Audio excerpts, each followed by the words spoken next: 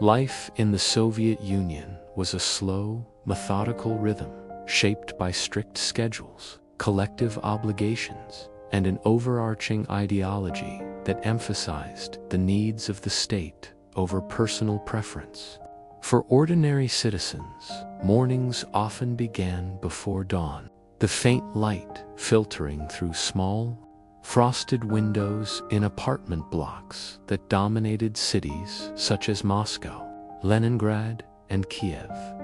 In urban areas, families typically lived in communal apartments, known as communalkas, where multiple families shared a single flat. Each family had one room for privacy, while kitchens, bathrooms, and hallways were shared spaces, turning daily routines into collective experiences. The small rooms were crowded, yet functional, filled with modest furniture, a stove for cooking, and personal belongings carefully arranged to make the best use of limited space. Despite the lack of personal space, neighbors often formed close bonds, helping each other with childcare, food, and daily chores. Meals were a central part of domestic life, with bread, potatoes, cabbage, and other locally grown vegetables forming the backbone of the diet. Citizens learned to navigate shortages with resourcefulness, supplementing rations with home gardens, bartered goods, or informal markets. Every action, from making breakfast to preparing children for school, was influenced by scarcity, efficiency, and routine in rural regions. Life revolved around collective farms, where villagers worked the land together under the direction of state-appointed managers. Daily labor was physically demanding, often beginning at first light, with citizens tending crops, maintaining farm equipment, and fulfilling quotas designed by central authorities. These tasks were framed as patriotic duty, the individual's effort contributing to the success of the socialist state. Even leisure was scarce. Free time was usually spent on household chores, community responsibilities, or informal socializing with neighbors. Despite these challenges, communities were tightly knit, providing mutual support in the face of limited resources and rigid expectations. Housing, while standardized, was assigned according to occupation, family size, and political reliability. Mobility was limited. Moving to a better apartment required years of waiting or strong connections within the bureaucracy. Within these assigned homes, families found ways to personalize their surroundings with photographs, handcrafted decorations, and small pieces of art, bringing warmth to otherwise uniform living spaces. Children played in shared courtyards or small indoor areas, their laughter and games creating fleeting moments of joy amidst the strictures of daily life. Mothers prepared meals with creativity and careful planning, often stretching meager ingredients into nourishing dishes that sustained the family through long workdays and school hours. Fathers worked in factories, offices, or farms, returning home tired yet expected to participate in family life, emphasizing the Soviet ideal of duty balanced with domestic responsibility. Food preparation and consumption were daily exercises in patience and resourcefulness. Queues at state-run stores were common, sometimes stretching for hours, as citizens waited for limited supplies of bread, meat, and other essentials. Each family developed strategies to make the most of available goods, creating soups, stews, and baked dishes that could stretch ingredients across multiple meals. Celebratory meals, though rare, were moments of cultural expression, whether for birthdays, weddings, or state holidays. reflecting traditions passed down through generations and adapted to the constraints of Soviet life. Education and child rearing were also closely intertwined with daily routines. Children attended schools that combined academic subjects with ideological instruction, preparing them for participation in the collective socialist project. Parents instilled discipline, respect for authority, and the importance of contributing to society, values reinforced by everyday routines. Women played a dual role, balancing professional duties with household management, often enduring long days that began before sunrise and ended late in the evening. Kitchens became spaces of creativity and strategy, where mothers managed limited ingredients to feed the family while preserving nutritional value and variety.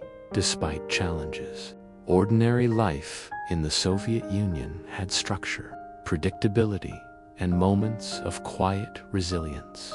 People adapted to the limitations imposed by bureaucracy, shortages, and communal living, finding joy in small rituals such as shared meals, morning greetings, and evening walks.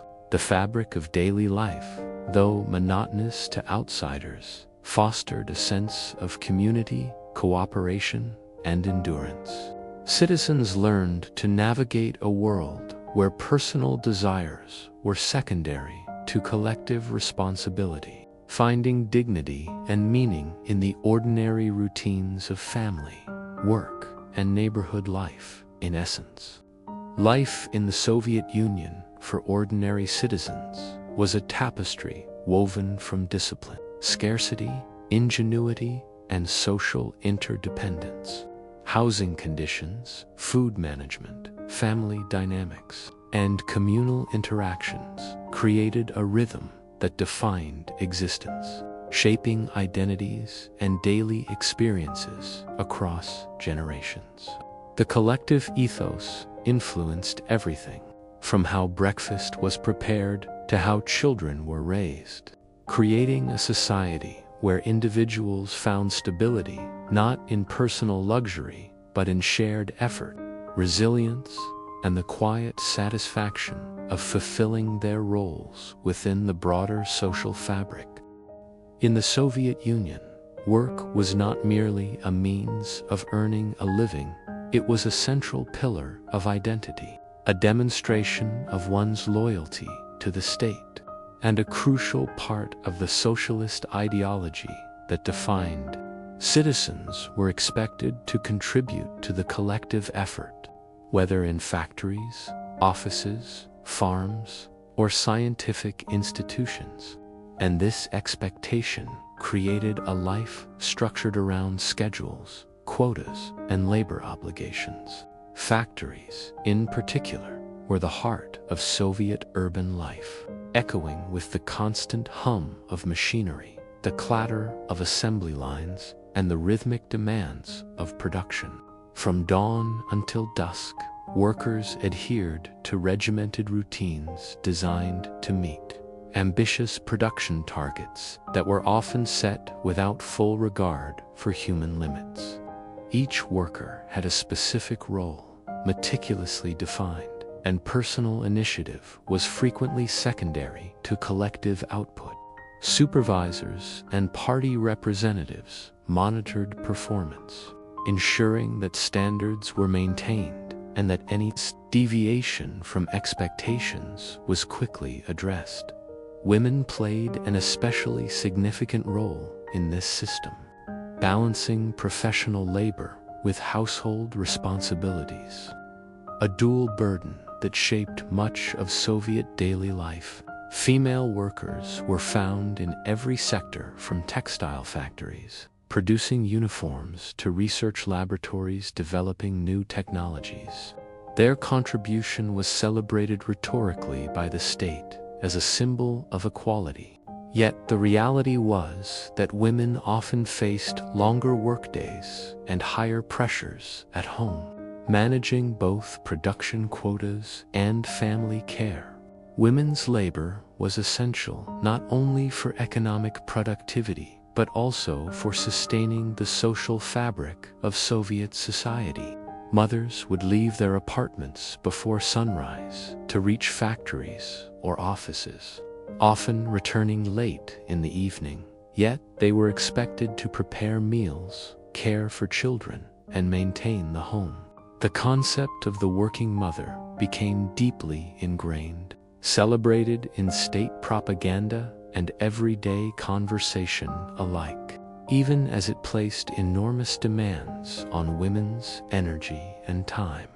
Industrial work itself was physically and mentally challenging. Factory floors were noisy, hot, and filled with the constant movement of machinery. Workers operated in shifts to keep production lines running around the clock, particularly in key industries such as steel, mining, chemicals, and heavy machinery.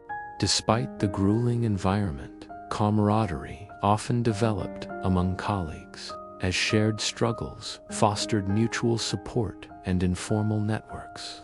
Lunch breaks were brief and often taken in noisy canteens, where simple meals provided a brief respite from the relentless pace of labor.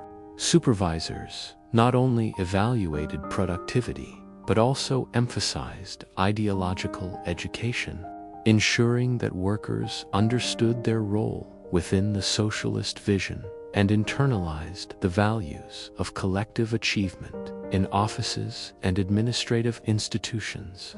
The experience was different, but no less structured. White-collar employees adhered to strict routines, with schedules dictated by bureaucratic processes and party oversight. Even intellectual work was embedded within the framework of state priorities, with research projects, teaching, and policy implementation shaped by central directives. The emphasis on collective over individual accomplishment extended to these environments as well, with promotions, recognition, and rewards often tied to political reliability as much as professional competence beyond the physical and administrative demands of work. There was a strong social component to labor in the Soviet Union. Factories, farms, and offices became hubs of community life, where friendships, romantic relationships, and social networks developed. The workplace was a setting for collective celebrations, award ceremonies, and cultural events, reinforcing the notion that work was inseparable from social identity. Women often organized these gatherings, coordinated communal meals, and maintained morale during difficult periods, further highlighting their dual role as laborers and caretakers of social cohesion. Education and vocational training were closely tied to work life, ensuring that citizens were prepared for assigned roles. Technical schools, apprenticeships, and higher education institutions provided the knowledge and skills necessary to meet production targets and fulfill state objectives. Graduates were often assigned to specific jobs, and mobility between positions was regulated, making career planning a mix of personal ambition and bureaucratic allocation. Workdays were punctuated by standard routines, morning meetings, shift rotations, strict adherence to safety and productivity standards. Workers developed informal systems for efficiency, mentorship, and problem-solving.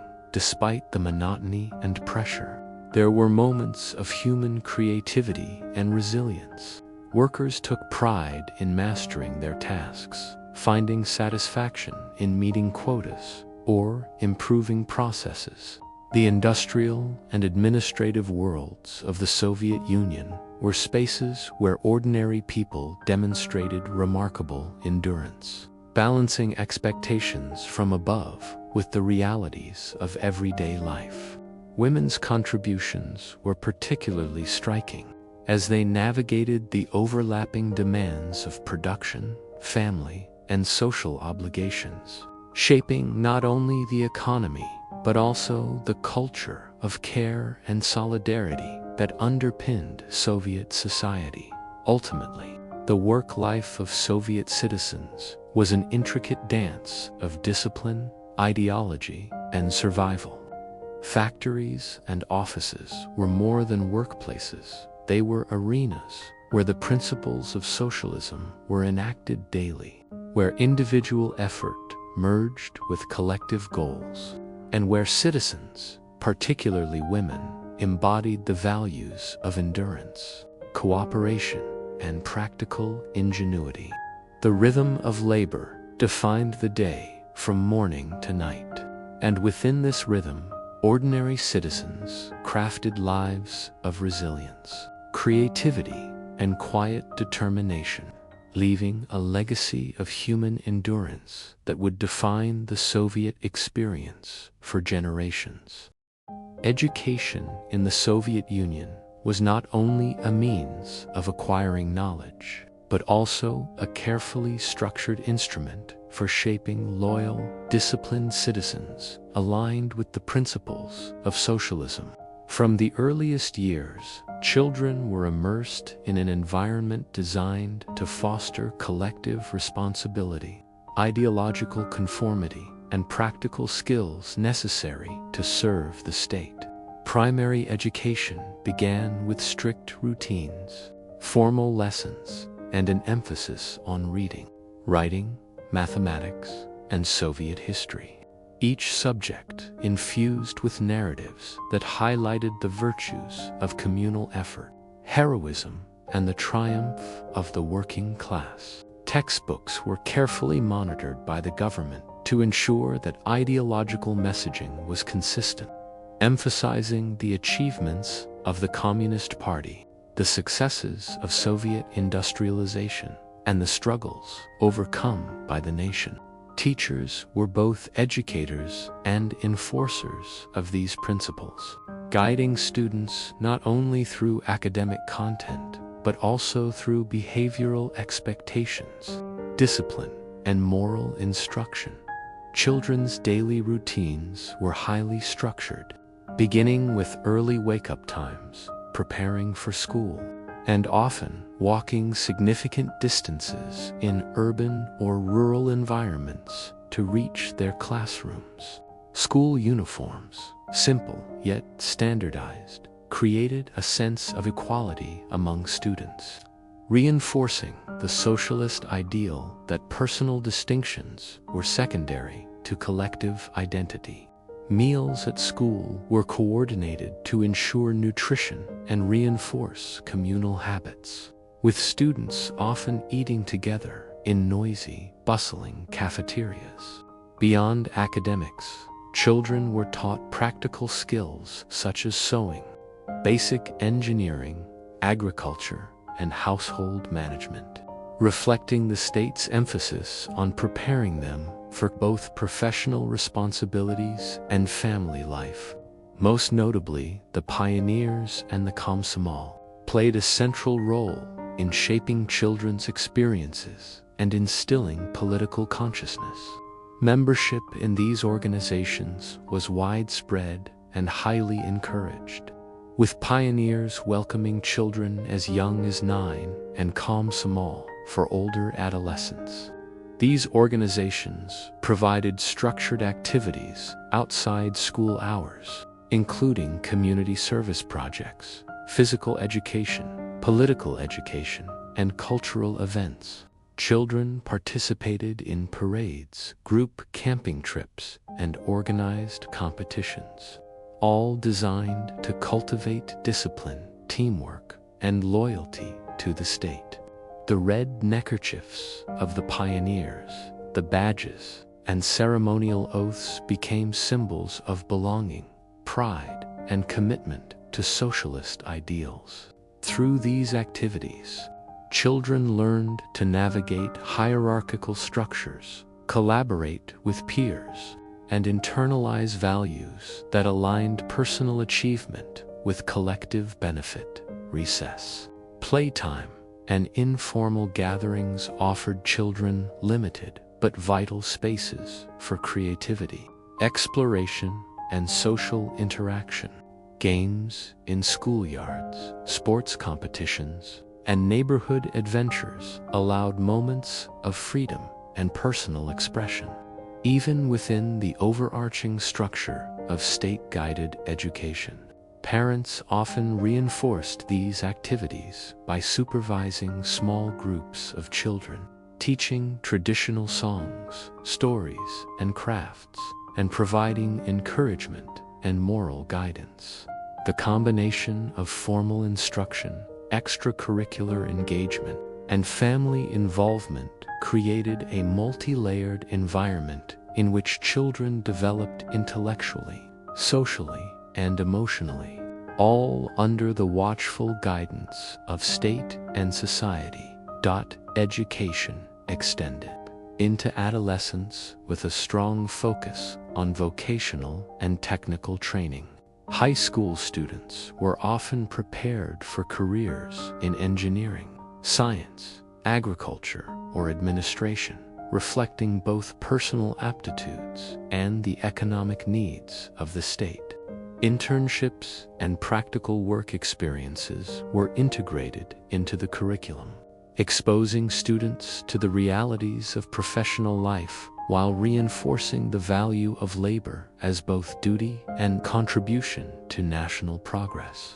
Even in leisure time, youth organizations emphasized skill development, ideological engagement, and physical fitness, blending enjoyment with the cultivation of responsibility and loyalty. Despite the rigorous structure and ideological oversight, childhood in the Soviet Union was marked by moments of imagination, discovery, and social bonding. Children formed friendships that often lasted a lifetime, shared stories and secrets, and engaged in playful activities that allowed glimpses of individuality within the collective framework. Literature, storytelling, and arts were woven into the education system, with children learning folk tales, poems, and songs that reflected both national heritage and socialist ideals. These cultural experiences provided a balance to the structured routines of school, work in youth organizations, and communal responsibilities in rural areas. Children's lives were closely tied to agricultural work and seasonal rhythms. Participation in collective farming tasks, care for animals, and maintenance of household gardens provided hands-on education, physical activity, and practical skills. Urban children, in contrast, were exposed to industrial environments, technical laboratories, and urban social programs, preparing them for careers that supported the machinery of modern Soviet society. Across both contexts, the underlying objective was the same: to cultivate disciplined, knowledgeable, and socially responsible citizens capable of sustaining the socialist state. Education, children's routines, and youth organizations were tightly interwoven in Soviet life, creating an environment where personal development, collective responsibility, and ideological education reinforced each other. Daily schedules, school structures, extracurricular activities, and family engagement together shaped the experiences of Soviet youth, instilling skills, values, and social behaviors that aligned with the state's expectations. Childhood in the Soviet Union, though heavily regulated and monitored, was rich with structured experiences, social learning, and opportunities for modest creativity and joy, preparing generations to navigate the demands of work, community, and citizenship with resilience, discipline, and a deep sense of belonging. The rise of the Communist Party in the Soviet Union marked a seismic transformation in political, social, and economic life, reshaping the nation from the remnants of Imperial Russia into a centralized socialist state. Following the 1917 Bolshevik Revolution, the Communist Party, under the leadership of figures such as Vladimir Lenin, emerged as the dominant force, asserting control over every aspect of governance and public life. The early years of the Soviet Union were defined by ambitious efforts to consolidate power, establish ideological orthodoxy, and transform society according to Marxist-Leninist principles.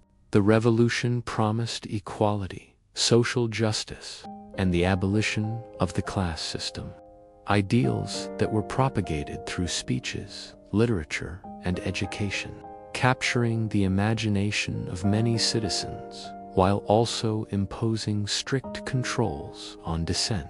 Lenin, revered as the architect of the new state, was both a charismatic leader and a disciplined strategist, emphasizing the need for a vanguard party that could guide the proletariat toward socialist governance.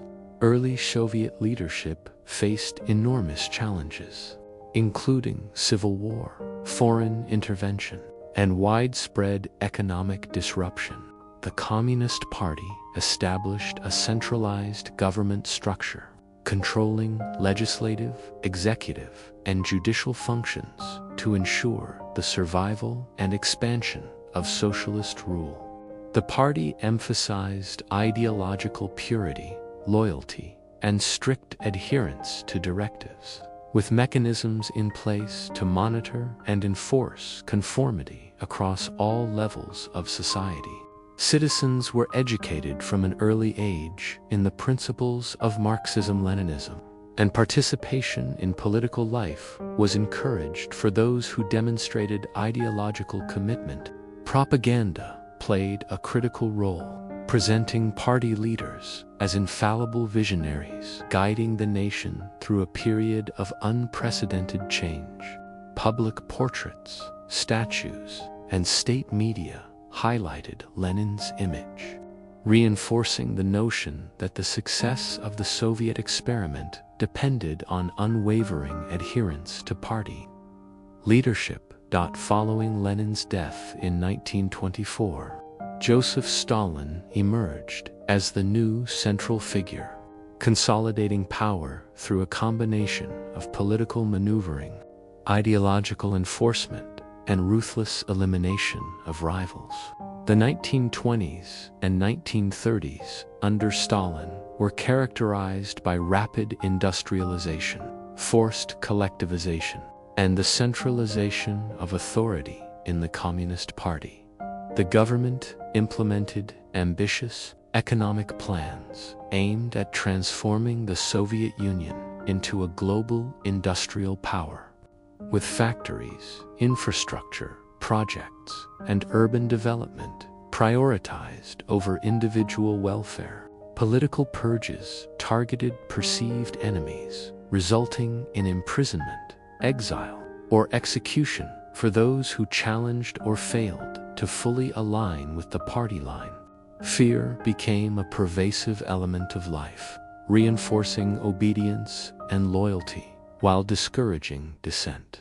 Stalin's leadership style, combining ideological rigor with authoritarian control, profoundly influenced the daily experiences of citizens, shaping education, work, culture, and social interactions. The Communist Party's rise was not only about leadership, but also about institutional mechanisms that ensured its dominance. Party committees were embedded in workplaces, schools, and communities, monitoring behavior, evaluating loyalty, and organizing political education. Citizens were expected to participate in meetings, rallies, and collective decision-making processes, which reinforced ideological conformity and created an omnipresent sense of party oversight. The integration of party structures into daily life blurred the boundaries between personal, professional, and political spheres, making participation in the Communist Party an inescapable aspect of citizenship for many. Local party leaders often served as intermediaries between the government and the populace, coordinating the implementation of directives while also reporting back on public sentiment, reinforcing the feedback loop that maintained centralized control despite the authoritarian nature of leadership. The early Soviet period also fostered a sense of collective purpose and historical destiny. Citizens were encouraged to believe that their labor, sacrifices, and adherence to socialist principles contributed to the creation of a more just, equitable society. Celebrations of revolutionary anniversaries, state ceremonies, and public holidays commemorated key moments in party history, embedding the narrative of struggle and triumph into the fabric of everyday life. Education, media, and culture reinforced these messages, depicting early leaders as heroic figures whose guidance was essential to the nation's survival and progress. The rise of the Communist Party also involved significant social engineering, including campaigns to promote literacy, industrial skills, and ideological awareness. Citizens were encouraged to embrace collective values, participate in social programs, and support state initiatives such as agricultural collectivization and industrial expansion. The early leaders' vision was ambitious: to eliminate inequality, modernize the economy, and create a society free from class oppression. While the methods employed were often harsh and repressive, the ideological framework shaped the development of the Soviet Union for decades, influencing governance, social interactions, and individual aspirations. In summary, the rise of the Communist Party and the leadership of early Soviet figures like Lenin and Stalin defined the political landscape of the Soviet Union. Their vision, strategies, and methods shaped the governance structures, social norms, and daily experiences of citizens, creating a society in which loyalty, discipline, and ideological alignment were paramount. Citizens navigated a world where the state permeated every aspect of life, from education to work, culture to family, and personal behavior to public participation. The legacy of these early leaders was a highly centralized, ideologically driven state that demanded obedience, fostered collective purpose, and left a lasting imprint on the nation's history, identity, and consciousness. In the Soviet Union, the control of information was not merely a political tool. It was a foundational element of the state's power and a critical means of shaping the perceptions, beliefs, and behaviors of millions of citizens. Propaganda permeated every aspect of life, from newspapers and radio broadcasts to posters, films, and public ceremonies, creating a carefully curated version of reality that emphasized the triumphs of socialism, the moral superiority of the working class, and the omnipresence of the Communist Party. Citizens encountered these messages daily, whether in educational settings, workplaces, or public spaces, reinforcing the ideology that personal success and happiness were inseparable from loyalty to the state.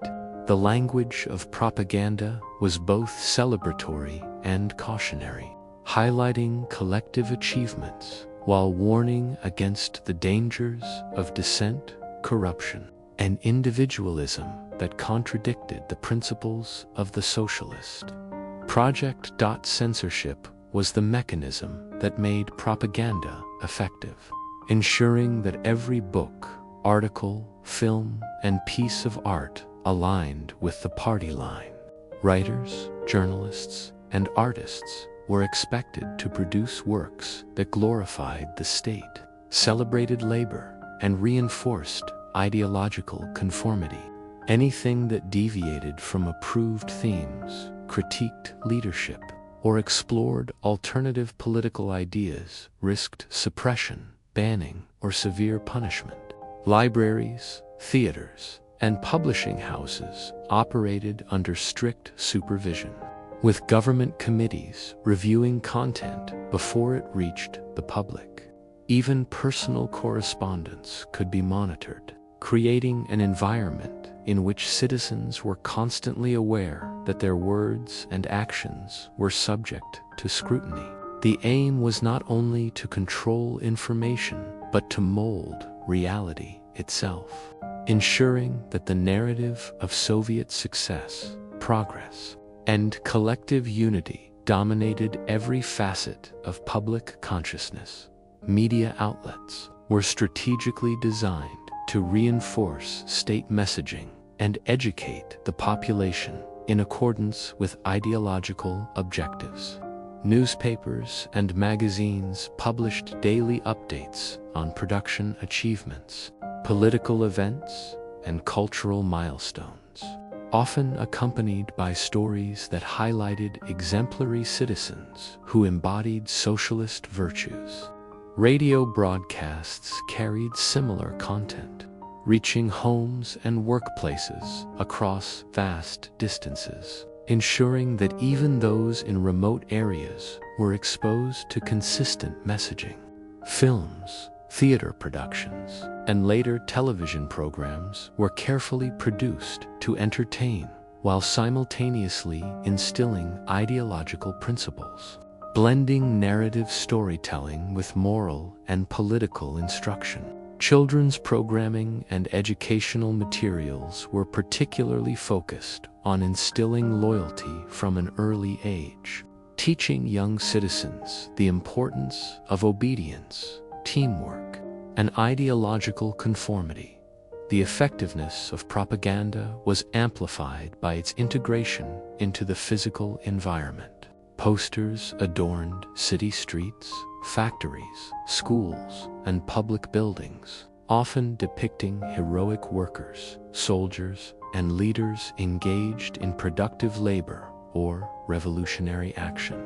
Slogans celebrated collective achievement, warned against the dangers of sabotage or dissent, and reinforced the moral superiority of socialist ideals. Statues and monuments commemorated revolutionary events, victories in war, and the accomplishments of the state, creating a visual landscape in which ideology was omnipresent.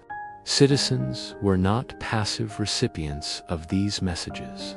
They were expected to internalize them, participate in commemorations, and demonstrate allegiance through behavior, speech, and civic engagement. Censorship extended beyond public media into private, cultural, and intellectual life. Academic research, artistic expression, and historical scholarship were subject to ideological evaluation, with deviation from the party line resulting in professional marginalization, imprisonment, or exile. Even religious expression was tightly controlled, with many institutions suppressed or co-opted to align with state objectives. This environment created a climate in which citizens were constantly aware of the boundaries of acceptable thought and behavior, internalizing rules that governed both public and private life. Fear of repercussions ensured compliance, while the omnipresence of propaganda reinforced the desired narrative, creating a society in which the state's version of reality became the dominant framework for understanding the world. Propaganda and censorship also shaped perceptions of international relations, national identity, and social morality. Citizens were presented with a worldview in which the Soviet Union was a moral and political leader, guiding humanity toward equality, justice, and progress. While capitalist nations were portrayed as corrupt, exploitative, and morally deficient, education and media reinforced this dichotomy, creating a shared sense of purpose, collective pride, and ideological vigilance. Citizens were encouraged to participate in state programs, support industrial and agricultural initiatives, and report suspicious behavior, all framed as contributions to the greater good. Despite the restrictive and controlled environment, citizens developed ways to interpret, question, or even subvert the messaging around them. Humor, folklore, informal networks, and subtle acts of resistance allowed for private negotiation of reality, creating spaces in which individuals could maintain personal perspectives and cultural traditions alongside state-imposed narratives. These subtle forms of adaptation demonstrated resilience and creativity, revealing how ordinary people navigated the complex interplay of propaganda, censorship, and daily life. In essence, the Soviet Union's control of information through propaganda and censorship was comprehensive, shaping public perception, behavior, and belief systems at every level. It reinforced loyalty, discipline, and ideological conformity, while simultaneously limiting dissent and alternative viewpoints. Citizens' daily lives, from education to work, leisure to family interactions, were infused with messaging designed to cultivate collective identity, reinforce party authority, and ensure alignment with state objectives. The omnipresence of propaganda and strict control of information created a society in which reality was as much constructed by the state as experienced by individuals, leaving a lasting imprint on the consciousness, behavior, and culture of Soviet citizens. Life in the Soviet Union was characterized by a pervasive sense of surveillance and control, where public behavior, private conversations, and even personal thoughts were subtly guided or strictly constrained by the presence of the state. The secret police, first the Cheka and later the NKVD and KGB, functioned as the eyes and ears of the Communist Party, monitoring citizens for signs of dissent, disloyalty, or deviation from the prescribed social and political norms. Their influence extended into everyday life, creating an environment in which trust, caution, and self-censorship became integral to survival. Individuals were acutely aware that their words, actions, and associations could be reported, scrutinized, or punished, instilling a quiet but constant fear that permeated homes, workplaces, schools, and social gatherings. Neighborhoods and workplaces were often integrated into this surveillance network, with informants, sometimes neighbors, or even family members observing behavior and reporting suspicious activity to the authorities.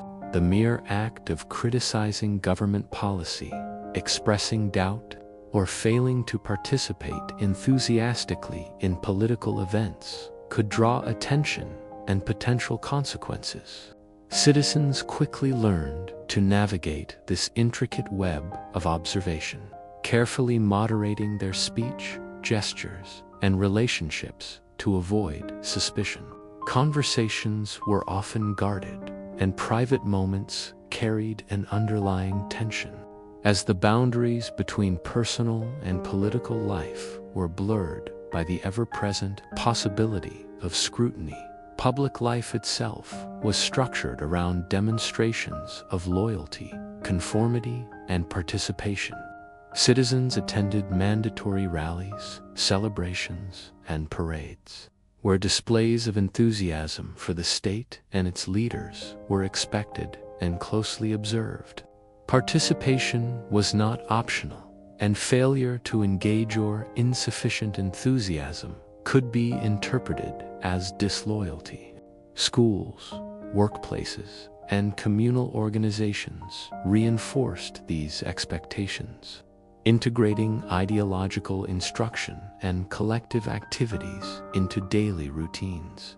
Citizens were encouraged to report anti-Soviet behavior or thoughts, fostering a climate in which fear of reprisal, reinforced compliance, and self-policing became a survival strategy.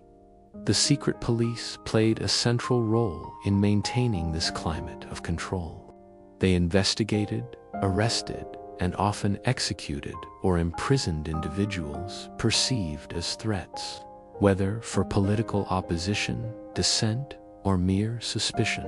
The reach of these organizations extended into every facet of society, from factories and farms to educational institutions and cultural organizations. Citizens understood that their reputations, livelihoods, and even physical safety were contingent upon adherence to state-imposed norms. This knowledge shaped interactions, relationships, and decisions in subtle and profound ways, influencing how people spoke, whom they trusted, and how they presented themselves in both public and private contexts. Fear in the Soviet Union was not only punitive, but psychological, woven into the very fabric of society. The threat of surveillance, the unpredictability of enforcement, and the often arbitrary nature of punishment created an atmosphere in which anxiety, caution, and hyper-awareness were constant companions. Families discussed safety, children were taught to obey rules meticulously, and neighbors often maintained polite distance, careful not to overstep boundaries that could attract scrutiny. At the same time, citizens learned to adapt, develop networks of trust, and cultivate resilience, finding ways to maintain personal dignity, social bonds, and cultural traditions despite the pressures imposed by an omnipresent state apparatus. Cultural and social life was heavily influenced by this scrutiny. Theaters, libraries, and community centers operated under strict guidelines, with performances, books, and events subject to censorship and ideological oversight. Religious practices, private gatherings, and informal discussions were monitored indirectly, creating a society in which public compliance and private adaptation were necessary for survival. Despite this, citizens found subtle ways to express individuality, share humor, and preserve traditions, demonstrating creativity and resilience in navigating a world dominated by surveillance and fear. The psychological impact of this environment was profound. Trust was conditional, friendships were carefully managed, and citizens developed a nuanced understanding of acceptable behavior. Families became protective units, teaching children caution and awareness, while adults learned to interpret signals, gauge risk, and operate within complex social codes. Loyalty, discipline, and careful attention to public appearances were not simply moral virtues, but practical necessities for survival in a system where deviation could have severe consequences. Ultimately, public life under government scrutiny in the Soviet Union was defined by the interplay of control, fear, and adaptation. The secret police maintained authority and enforced conformity, while citizens navigated a landscape of constant observation with vigilance, strategy, and quiet resilience. Fear was both a tool of governance and a lived reality, shaping social interactions, personal decisions, and cultural expression. Within this constrained environment, ordinary people developed networks of trust, subtle forms of resistance, and strategies for survival, demonstrating human adaptability and endurance in a society where every aspect of life was influenced by the presence and power of the state. Culture in the Soviet Union played a uniquely dual role. It was both a source of personal enrichment and a tool of ideological reinforcement. Arts, literature, theater, and music were central to daily life, offering citizens not only moments of aesthetic pleasure, but also carefully curated narratives that reflected socialist ideals. Literature, in particular, was highly promoted as a means of educating and guiding citizens, with classic Russian novels coexisting alongside works that highlighted industrial achievement, collective effort, and the heroism of ordinary workers and soldiers. Authors such as Maxim Gorky were celebrated for their portrayals of proletarian struggle and triumph, and their works were often incorporated into school curricula, public readings, and cultural programs. Citizens could access literature through libraries, which were widely distributed across urban and rural areas, although the content was strictly controlled by state censorship. Books, pamphlets, and magazines reinforced the party line, blending entertainment with ideological instruction and shaping citizens' perceptions of history, society, and personal responsibility. Theater was another vital component of cultural life, with performances ranging from classical Russian dramas to contemporary plays promoting socialist values. Cities and towns across the Soviet Union maintained theaters where citizens could attend regular productions, often organized in conjunction with educational or political initiatives. Attending the theater was a common communal activity, a way to experience artistry, socialize, and engage with narratives that celebrated collective achievement. Playwrights were encouraged to explore themes that aligned with state ideology, including labor, heroism, patriotism, and moral instruction, creating performances that were as much instructional as they were entertaining. Directors, actors, and production crews operated within a framework of censorship and state oversight. Yet creativity and technical skill flourished, producing works that were memorable, emotionally compelling, and reflective of the cultural climate. Music, both classical and folk, held a cherished place in Soviet daily life. State-supported orchestras, choirs, and musical ensembles performed regularly, providing citizens with access to high-quality performances. Folk music remained particularly important, linking communities to traditions, heritage, and shared cultural identity, while compositions celebrating industrial and military achievements reinforced the ideological goals of the state. Citizens engaged with music in multiple settings, attending public concerts, listening to radio broadcasts, participating in community choirs, or performing in small groups at home or in schools.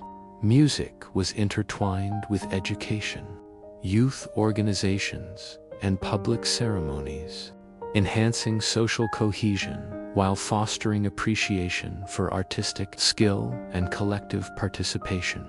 Visual arts were similarly omnipresent, blending aesthetic expression with ideological messaging. Paintings, sculptures, murals, and posters depicted heroic workers, revolutionary events, and celebrated leaders, reinforcing the narrative of progress and achievement. Citizens encountered these works in public spaces, government buildings, and educational institutions, integrating artistic appreciation with ideological reinforcement. Artists, much like writers and performers, operated within a system of oversight that ensured alignment with socialist realism, a style that emphasized clarity, optimism, and the glorification of labor and communal life. Despite these constraints, many artists found ways to express individuality, explore innovative techniques, and contribute meaningfully to cultural life. Cultural participation extended into daily routines and personal lives. Citizens attended exhibitions, read newspapers and magazines, sang folk songs at community gatherings, and engaged with art and literature in schools and workplaces. Even ordinary apartment spaces often featured framed portraits, family albums, and small reproductions of famous works, reflecting a desire to incorporate culture into domestic life. Children were introduced to music, literature, and theater from a young age, participating in performances, recitations, and art projects that combined learning with creative expression. These experiences fostered appreciation for the arts, reinforced social norms, and cultivated a sense of belonging to a shared cultural heritage. Despite the ideological overlay, culture also provided avenues for personal reflection, enjoyment, and modest escapism. Citizens found pleasure in attending performances, reading novels, listening to music, or discussing art with friends and family. Moments that allowed for engagement with ideas, emotions, and creativity beyond the immediate demands of work, politics, and social obligations. Cultural life, while heavily structured and monitored, contributed to the rhythm of everyday life, offering balance, enrichment, and subtle ways to explore identity, taste, and emotion within the broader framework of Soviet society in essence. Arts, literature, theater, and music were deeply embedded in the lives of Soviet citizens, serving both public and private functions. They educated, entertained, inspired, and reinforced ideological commitments, while also providing spaces for personal engagement, reflection, and enjoyment. Cultural life created connections across generations, urban and rural communities, and social classes, shaping perceptions, values, and daily experiences. Within the constraints of state oversight, Soviet citizens cultivated a rich tapestry of artistic and intellectual engagement, demonstrating the enduring human desire for creativity, beauty, and expression, even in a highly structured society. Sports and public celebrations were vital elements of daily life in the Soviet Union, serving as tools for social cohesion, ideological reinforcement, and the promotion of physical and moral discipline. From organized competitions to informal neighborhood games, athletics were embedded into both school curricula and adult life, reflecting the state's belief that physical fitness was inseparable from civic duty and ideological commitment. Children were introduced to gymnastics, track and field, team sports, and martial exercises from an early age, often through school programs and youth organizations such as the Young Pioneers. Sports events were meticulously organized, with training schedules, competitions, and demonstrations designed to instill discipline, teamwork, and a sense of collective achievement. Victories in local, regional, and national competitions were celebrated as communal successes, reinforcing the idea that individual effort contributed to the strength and prestige of the socialist state. Adult citizens were equally engaged in physical activities, whether through participation in workplace teams, communal sporting events, or state-sponsored tournaments. Factories, schools, and community centers often maintained sports facilities, from soccer fields and basketball courts to swimming pools and gyms, providing venues for both organized competition and informal recreation. Sports clubs and societies were integrated into daily routines, offering opportunities for citizens to build camaraderie, maintain fitness, and demonstrate loyalty to collective ideals. The government emphasized that physical education and sports were not merely recreational but were also forms of preparation for military service, labor, productivity, and social responsibility, blending practical utility with ideological significance. Public events extended beyond athletics, encompassing parades, demonstrations, exhibitions, and cultural festivals. Citizens were expected to participate actively, displaying enthusiasm and unity while reinforcing social and political norms. Revolutionary anniversaries, such as the October Revolution, were marked with grand parades featuring military displays, workers' contingents, youth organizations, and cultural performances.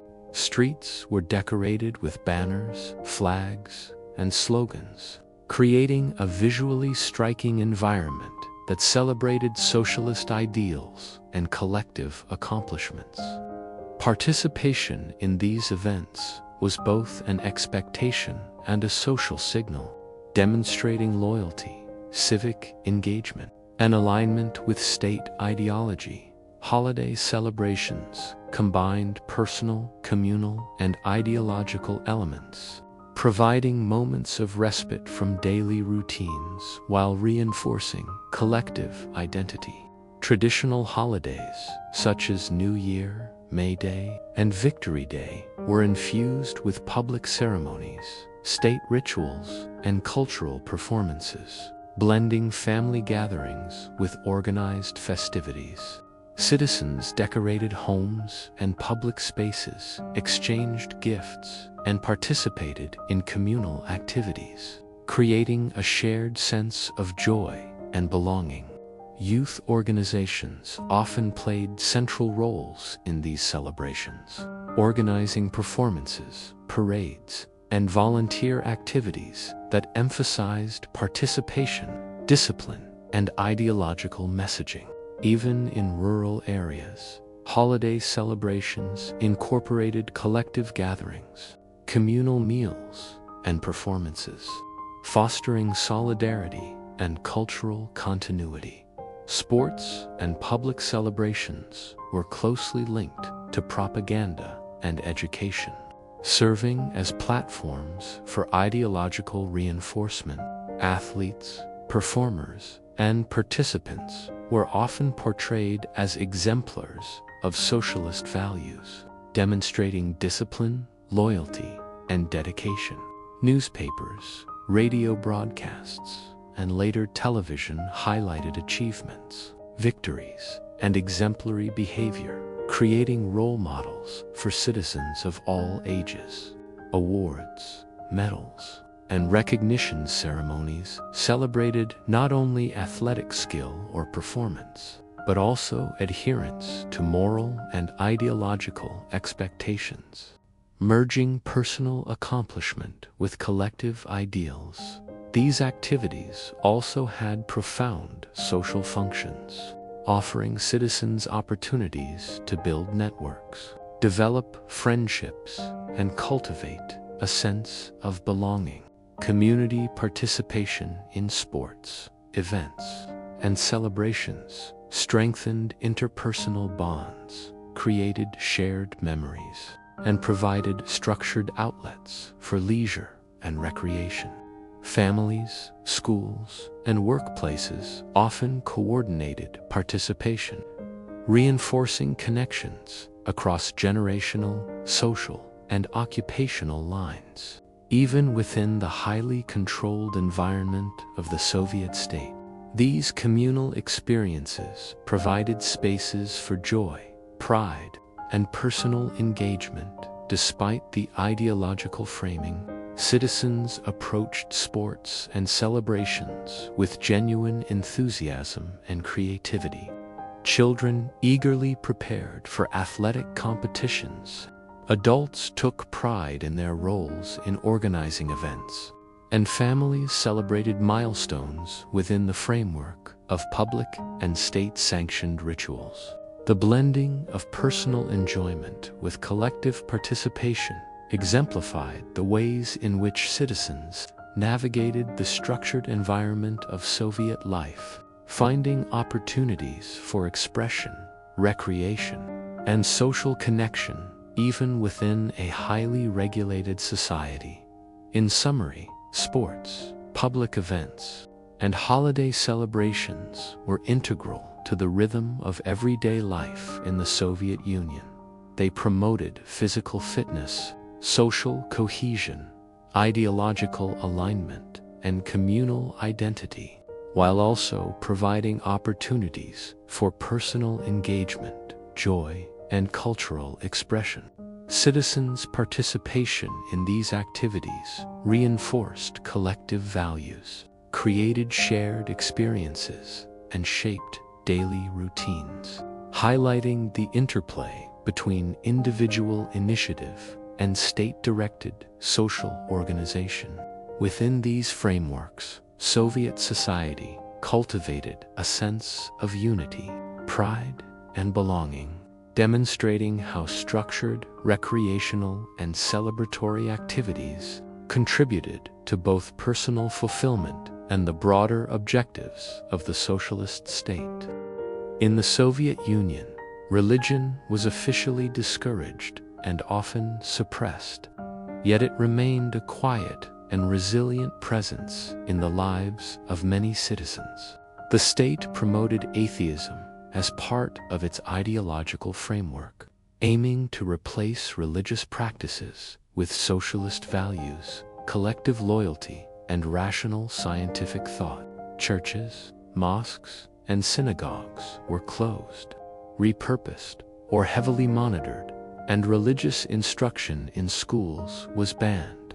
Despite these restrictions, cultural and familial traditions rooted in religious observance persisted, often practiced in private homes, family gatherings, or clandestine community networks. Citizens adapted their practices to avoid conflict with authorities, blending customary rituals with secular celebrations to maintain continuity and a sense of identity, even in cases where public expression of faith was impossible.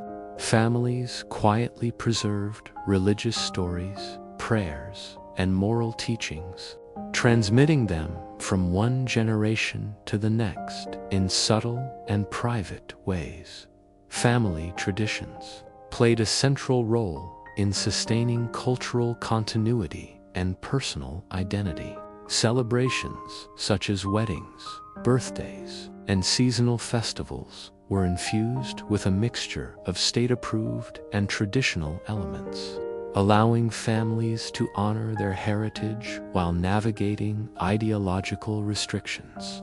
Weddings, for example, often included both state ceremonies at local offices and private home gatherings where family and friends shared blessings, songs, and traditional foods. Birthdays were celebrated quietly with small gifts, handmade decorations, and shared meals, creating intimate moments of joy amidst the structured routines of everyday Soviet life. Seasonal festivals, such as harvest-related celebrations, were often adapted to emphasize collective labor and achievement, with families decorating homes, preparing special dishes, and engaging in communal activities that combine social, cultural, and ideological elements even in the absence of formal religious observance. Rituals such as cooking traditional meals, telling stories, singing folk songs, and observing key seasonal events preserved communal bonds and intergenerational knowledge. Homes became sanctuaries of cultural memory, where grandparents passed down customs, children learned family stories, and adults maintained practices that reinforced a sense of belonging and personal history.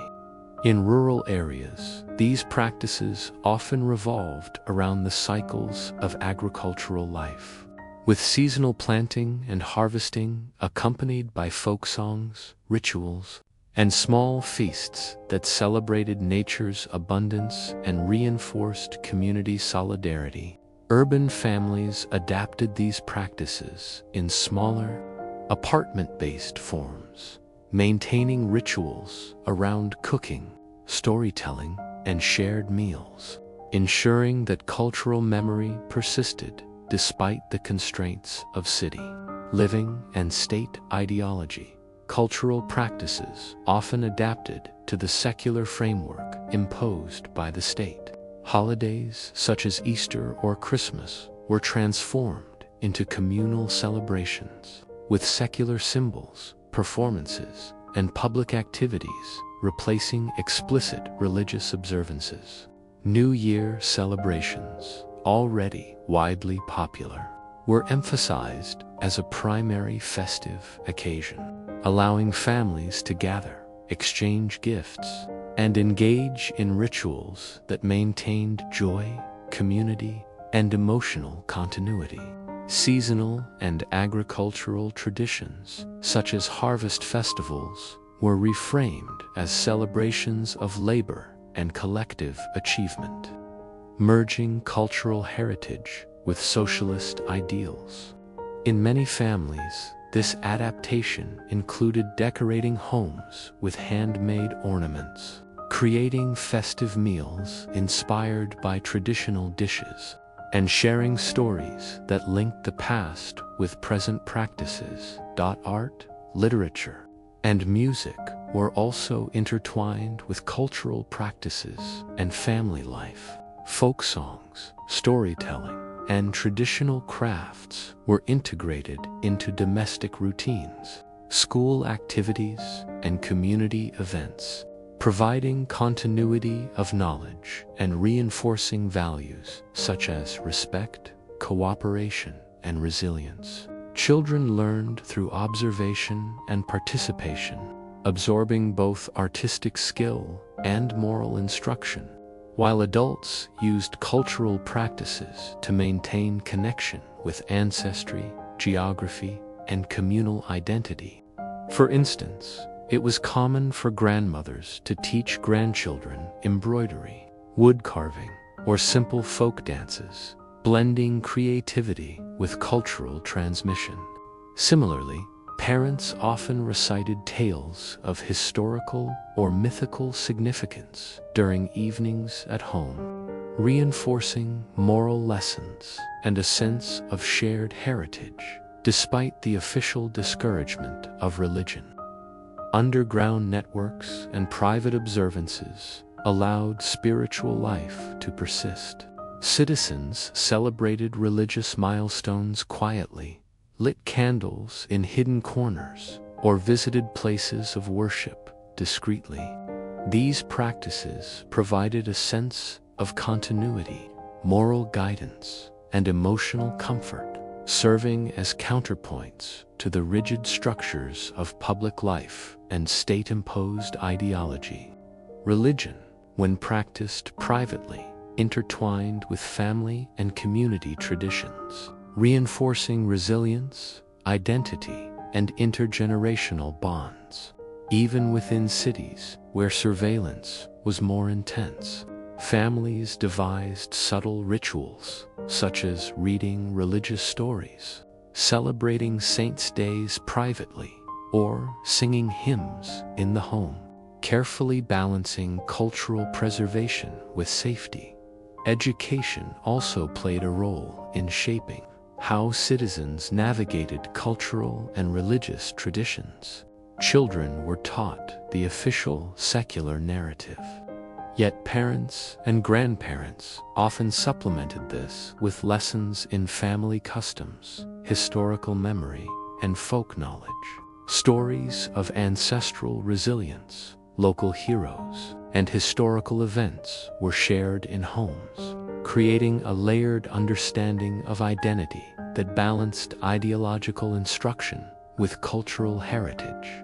Music, crafts, and literature further bridged generations, providing citizens with both aesthetic pleasure and moral grounding.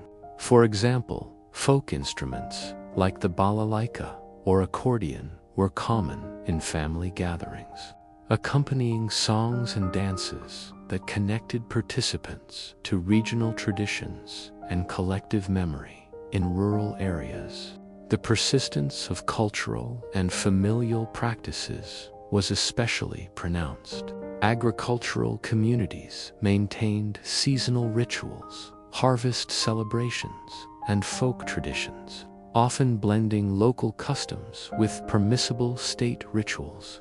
Urban families adapted differently, emphasizing home-based observances, communal celebrations, and participation in state-approved events, while subtly preserving private rituals. Across both contexts, these practices fostered social cohesion, intergenerational continuity, and personal identity, providing citizens with a sense of stability, purpose, and connection in a highly regulated society.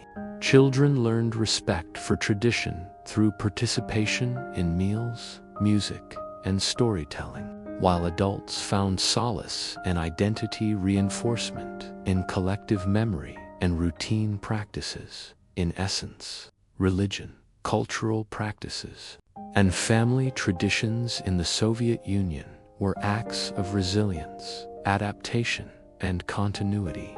While official policy sought to replace spiritual and traditional life with secular, socialist frameworks, citizens found ways to preserve their heritage, maintain communal bonds, and celebrate the rhythms of life. Homes, schools, and communities became arenas where cultural knowledge, moral instruction, and family rituals endured, ensuring that even within a tightly controlled society, the values, practices, and emotional richness of personal and collective history persisted. These traditions provided both comfort and identity, helping citizens navigate the challenges of everyday life, cultivate meaningful relationships, and sustain cultural memory across generations. Ultimately, the persistence of these practices highlighted the human capacity to adapt creatively within restrictive systems. Families became custodians of culture, communities nurtured shared memory, and individuals maintained moral and emotional continuity despite ideological pressures. Through music, storytelling, celebrations, and private rituals, Soviet citizens carved out spaces for humanity, connection, and personal identity, demonstrating that even under a regime characterized by control and surveillance, the essential elements of culture, faith, and family endured, leaving a legacy of resilience and continuity for future generations. The Soviet Union's rapid industrialization in the 1930s and beyond transformed the country from a primarily agrarian society into a vast industrial power. This ambitious effort, spearheaded by the state under the leadership of Joseph Stalin, reshaped not only the economy but also the physical and social landscape of Soviet cities and towns. Urban development projects were closely tied to industrial objectives, as factories, steel mills, mining operations, and energy plants were constructed in previously undeveloped regions, often in harsh climates or remote areas. Citizens from across the nation were mobilized to work in these projects, participating in collective labor that was framed as both patriotic duty and ideological commitment. The transformation was immense, creating new urban centers, transportation networks, and housing solutions designed to accommodate the influx of workers required for the rapidly expanding industrial economy.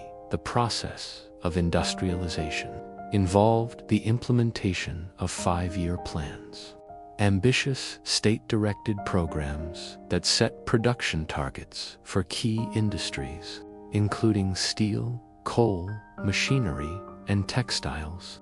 These plans were enforced with strict oversight and tight deadlines, motivating a labor force that often worked under challenging conditions. Citizens were expected to contribute not only through sheer labor, but also through creativity, problem-solving, and dedication to collective goals. Urban centers emerged around industrial hubs, with towns built near factories and mines to house the growing workforce.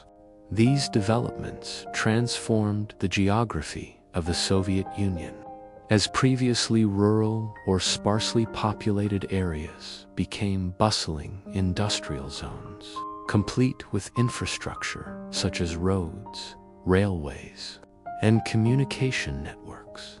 Worker housing was an essential aspect of urban development during this period.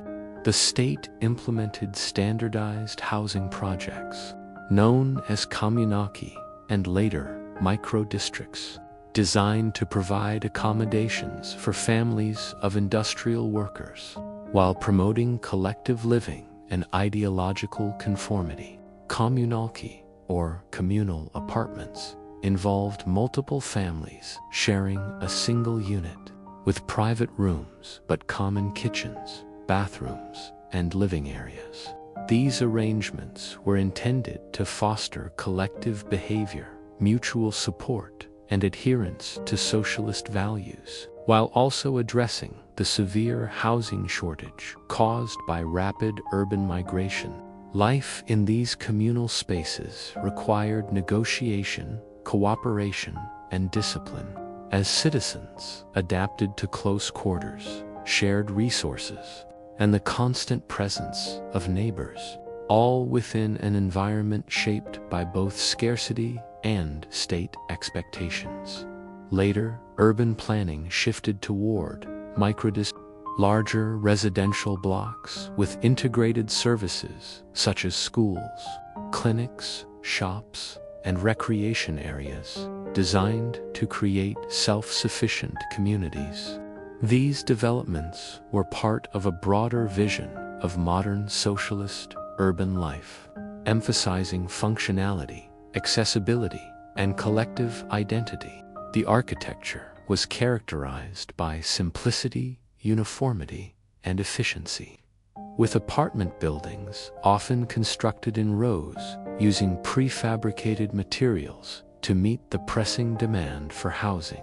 Streets were planned to accommodate both pedestrians and vehicles, and public spaces were included to encourage social interaction, recreation, and participation in state-organized events. The everyday life of workers and their families was deeply shaped by this urbanization. Factory schedules dictated daily routines with long work hours, shift changes, and mandatory participation in state programs, influencing how citizens structured their days. Housing conditions, whether in communal apartments or micro-districts, citizens navigated these new urban environments by building networks of mutual support, sharing resources, and participating in community activities, all while remaining under the watchful eye of local authorities, who monitored compliance with state norms and labor expectations. Industrialization also had profound social and cultural effects. Workers' achievements were celebrated in newspapers, posters, and public ceremonies, creating a sense of pride and collective purpose. Education and training programs were introduced to develop technical skills, promote literacy, and prepare citizens for specialized roles in industry. Youth organizations and labor brigades encouraged participation in building projects, agricultural initiatives, and factory work, fostering a culture of collective responsibility and ideological commitment. Cultural centers, libraries, and clubs were integrated into urban planning, providing spaces for artistic expression, education, and socialization, and reinforcing the connection between work, community, and socialist values. The experience of industrialization was not uniform across the Soviet Union. Urban centers in European Russia, Ukraine, and the Urals experienced rapid growth, while remote regions in Siberia and Central Asia saw industrial projects accompanied by harsh conditions, shortages, and logistical challenges. Citizens in these areas often endured extreme climates, long travel distances, and limited access to basic amenities. Yet state propaganda emphasized the importance of their contribution to the national project. Heroic narratives portrayed workers as builders of socialism, with exceptional laborers celebrated in newspapers, at factory meetings, and during public events. These narratives reinforced the ideological framing of industrialization as both a moral and civic duty. Urban development also transformed social interactions, family life, and community structures, with families moving into newly constructed apartments or communal spaces. Citizens developed new routines for childcare, household management, and socialization.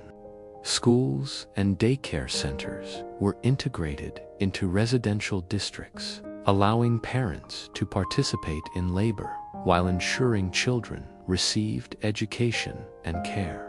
Public spaces such as parks, squares, and cultural centers encouraged community engagement, fostering shared identity, collective memory, and participation in social initiatives. These urban planning strategies reflected the state's goal of harmonizing work, family life, and ideological education within a structured environment. In summary, industrialization and urban development in the Soviet Union reshaped the physical, social, and cultural landscapes of the nation. Worker housing, whether communal apartments or multi-structures, transformed daily life, influencing family dynamics, social interaction, and community identity. Citizens navigated demanding work schedules, scarce resources, and close living conditions, while participating in state programs, cultural activities, and collective celebrations. Industrial projects, urban planning, and housing initiatives were deeply intertwined with ideological goals, aiming to foster collective responsibility, socialist values, and a shared sense of purpose. Within these environments, Soviet citizens demonstrated resilience, adaptability, and creativity, shaping personal and communal life in ways that balanced the demands of rapid modernization with the realities of everyday existence. The Soviet Union's rapid industrial growth demanded an extensive and efficient transportation network, both to move raw materials to factories and to facilitate the daily commute of millions of workers. Railways were the backbone of this system, connecting industrial hubs, mining regions, and urban centers across vast distances, from the European parts of Russia to remote Siberian territories. Trains transported not only coal, steel, and machinery, but also workers relocating to industrial towns and new urban districts. Citizens often relied on these networks for daily commutes, as factory schedules were tightly structured and required punctual attendance. Trains and trams became familiar sights in urban life, often crowded and noisy, reflecting both the scale of industrial mobilization and the intensity of daily routines under the Soviet system.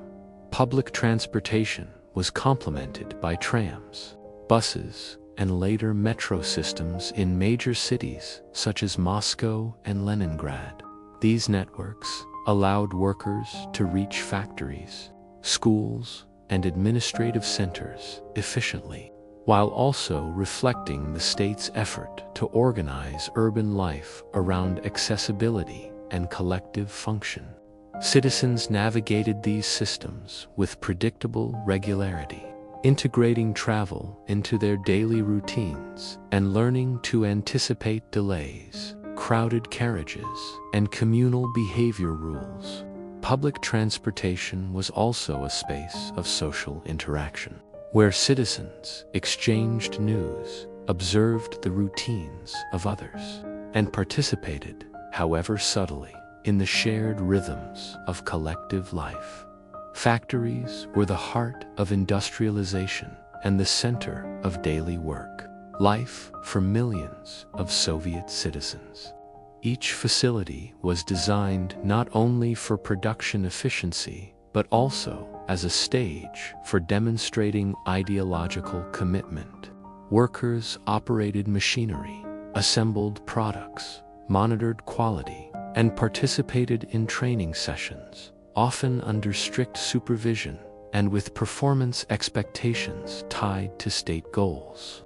Labor productivity was emphasized as both a civic duty and a moral responsibility, with successful workers celebrated publicly through awards, certificates, and newspaper articles.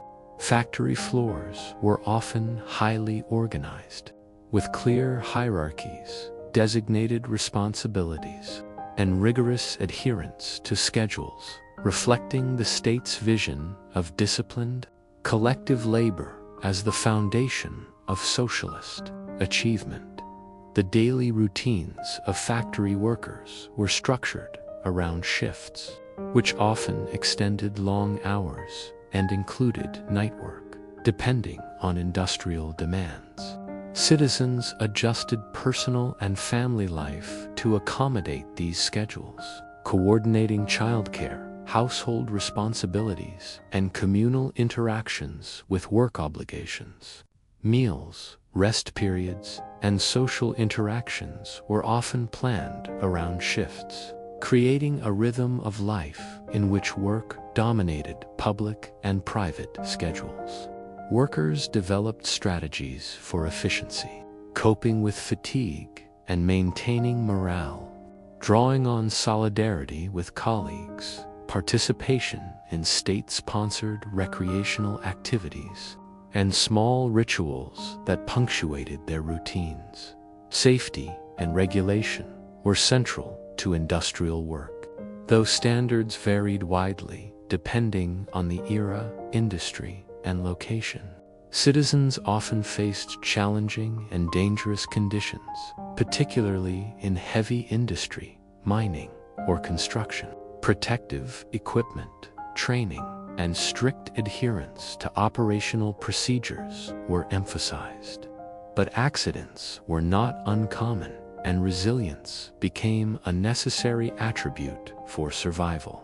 Propaganda and ideological messaging reinforced the importance of vigilance, collective responsibility, and dedication, framing the challenges of factory life as part of the larger effort to build socialism and contribute to national progress. Daily work life extended beyond production lines to include educational programs, labor brigades, and community initiatives organized through factories and local administration. Workers participated in meetings, ideological instruction sessions, and social activities designed to reinforce collective identity, morale, and adherence to state objectives. Literacy programs, technical training, and skill development were integral to workplace life, reflecting the Soviet emphasis on continuous improvement and citizen engagement. These programs also provided opportunities for social mobility, allowing dedicated individuals to advance professionally, acquire specialized knowledge, and gain recognition within the factory and broader community. Women played a central role in the workforce, balancing industrial labor with family responsibilities. Maternity support, childcare facilities, and communal resources were provided to facilitate women's participation, although societal expectations often required managing both professional and domestic duties. Gender dynamics within factories reflected broader ideological goals, emphasizing equality while also revealing the complexities of daily life. As women navigated multiple responsibilities, societal pressures, and the physical demands of industrial labor, workplace culture was deeply intertwined with ideological reinforcement. Factories often displayed propaganda posters, slogans, and portraits of leaders, reminding citizens of their collective mission and moral obligations. Celebrations of production achievements, such as exceeding quotas or completing 5-year plan targets, involved public recognition, ceremonies, and sometimes small festivities, creating a sense of accomplishment and community. Even leisure activities, sports competitions, and cultural events were organized through factories or local collectives, further linking work life to the broader objectives of state-directed society. The rhythms of daily life in the Soviet Union were thus heavily influenced by transportation systems, factory schedules, and workplace culture. Citizens adapted their personal routines, family interactions, and social behaviors to align with collective obligations, demonstrating resilience, discipline, and creativity in managing limited resources, long work hours, and structured environments. Despite challenges, factory work provided opportunities for skill development, social interaction, and participation in collective achievements, creating a complex interplay between personal experience and state objectives. In summary, transportation networks, factories, and daily work life formed the backbone of industrial society in the Soviet Union. Railways, trams, and buses facilitated mobility, enabling citizens to meet the demands of labor and participate in urban and industrial life. Factories structured daily routines, shaped social interactions, and reinforced ideological commitments through work, education, and collective activities. Citizens navigated these systems with discipline, creativity, and resilience, balancing personal needs with collective responsibilities, while contributing to the nation's ambitious industrialization goals. Through this integration of mobility, labor, and ideology, Soviet society created a rhythm of daily life that reflected both the challenges and achievements of building socialism in a rapidly modernizing world. Life in Soviet cities was a careful balancing act between the achievements of industrialization and the constraints imposed by scarcity, state control, and collective living. Urban development created dense neighborhoods of apartment blocks, micro-districts, and communal housing designed to accommodate workers and their families. These spaces provided access to essential amenities such as schools, clinics, childcare facilities, and cultural centers. But they were also shaped by the limitations of centralized planning and resource allocation. Citizens quickly adapted to urban life, learning to navigate the rhythms of communal living, limited access to goods, and regulated public services while maintaining daily routines that blended work, leisure, and family responsibilities. Shops, markets, and food distribution points formed a critical part of daily life in Soviet cities.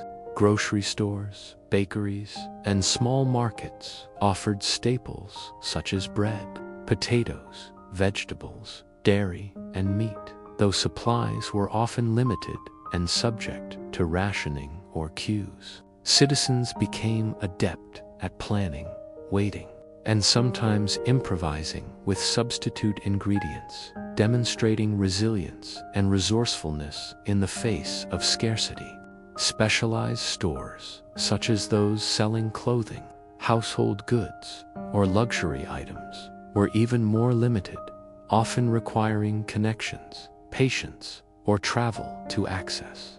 Shopping became not only a practical activity, but also a social one, as neighbors exchanged information, tips, and assistance while waiting in line or navigating the sometimes chaotic distribution systems. Urban amenities extended beyond basic necessities to include cultural and recreational facilities that reinforced both communal cohesion and ideological education. Libraries, theaters, cinemas, and sports halls were integral to neighborhood planning, providing citizens with opportunities for intellectual engagement, entertainment, and physical activity. Public parks, squares, and playgrounds offered spaces for leisure, family gatherings, and youth activities, contributing to a sense of community within the structured urban environment. Schools and daycare centers were strategically integrated into residential districts, ensuring that children received education, care, and socialization while parents participated in the labor force. Citizens quickly learned to incorporate these resources into their daily routines, balancing work obligations, domestic responsibilities, and participation in social and cultural activities. Transportation within cities played a key role in daily life, shaping how citizens accessed shops, workplaces, and recreational facilities. Trams, buses, and metro systems provided relatively efficient means of travel, though overcrowding, delays, and maintenance issues were common challenges. Walking was also a primary mode of movement, especially within micro-districts where schools, clinics, and stores were within accessible distances. Citizens became adept coordinating family schedules and anticipating disruptions, turning urban mobility into a skill and a necessary aspect of daily planning. Daily life in cities was also defined by work schedules, communal obligations, and neighborhood dynamics. Apartment blocks often required residents to cooperate on shared responsibilities, such as maintaining hallways, coordinating waste disposal, and managing communal utilities. Neighborhood committees organized local events, monitored compliance with rules, and facilitated communication with city authorities, creating a microcosm of governance and social interaction. Children played in courtyards and playgrounds, while adults balanced household chores, employment, and participation in neighborhood activities. creating a rhythm of urban life that combines structure, adaptation, and community engagement. Food preparation and domestic routines were central to urban life. Citizens often relied on local shops, markets, and supply points to acquire ingredients, then used ingenuity to prepare meals that stretched limited resources. Kitchens in apartments, especially in communal living situations, were shared spaces where families interacted, exchanged recipes, and managed the practical challenges of communal cooking. Meal times were important social occasions, reinforcing family bonds, cultural traditions, and routines amidst the constraints of urban life. Seasonal cooking, preservation of vegetables and fruits, and preparation of traditional dishes maintained cultural continuity and provided comfort in daily routines. Cultural life in urban settings offered citizens moments of intellectual stimulation and recreation. Libraries provided access to literature, newspapers, and magazines, often with a mix of state-approved and classic works. Theaters, cinemas, and concert halls allowed citizens to attend performances that ranged from socialist-themed productions to classical music and dramatic works. Participation in cultural life was often intertwined with ideological education, as citizens were encouraged to attend performances, exhibitions, and lectures that reinforced socialist ideals. Community clubs, hobby groups, and sports teams allowed individuals to develop skills, socialize, and engage in constructive leisure, providing a sense of fulfillment beyond work and domestic life. Despite the challenges of scarcity, rationing, and crowded living conditions, citizens developed strategies to navigate urban life effectively. Networks of family, friends, and neighbors provided support in acquiring goods, sharing childcare responsibilities, and organizing communal activities. Adaptation, patience, and resilience were essential qualities, as urban dwellers balanced personal aspirations, family life, and social expectations within a highly regulated environment. Citizens learned to find moments of creativity, joy, and cultural engagement, demonstrating the human capacity to maintain a sense of normalcy, satisfaction, and community, even under constraints. In essence, urban amenities, shops, and daily life in Soviet cities reflected both the achievements and limitations of planned industrial society.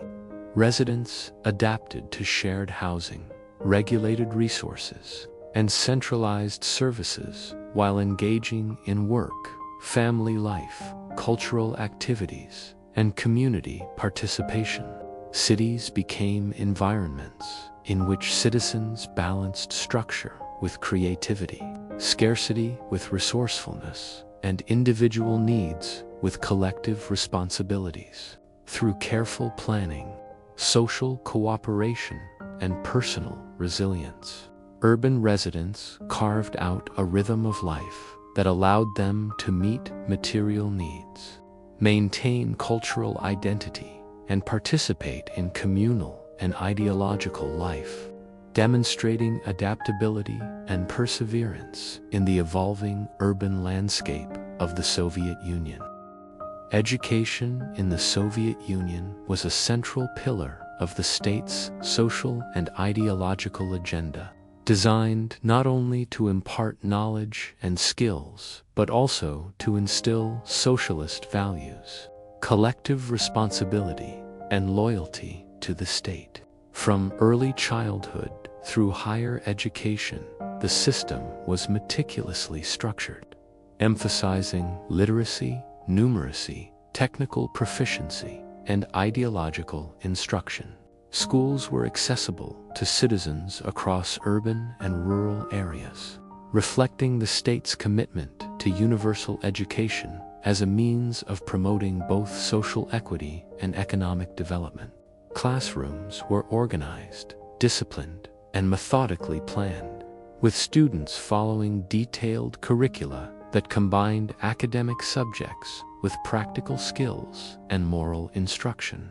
Teachers were expected to serve not only as educators but also as ideological guides, shaping students' understanding of history, science, literature, and social responsibility in accordance with socialist principles. Kindergartens and preschools played a foundational role in early education, preparing children for school and social integration.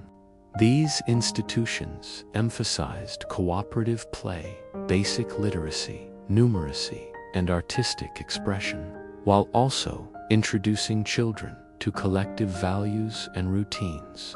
Activities included singing, drawing, storytelling, and simple scientific experiments designed to stimulate curiosity, creativity, and cognitive development. Even at this early stage, children were introduced to the idea of contributing to society and understanding their roles within a collective framework, blending educational objectives with subtle ideological messaging.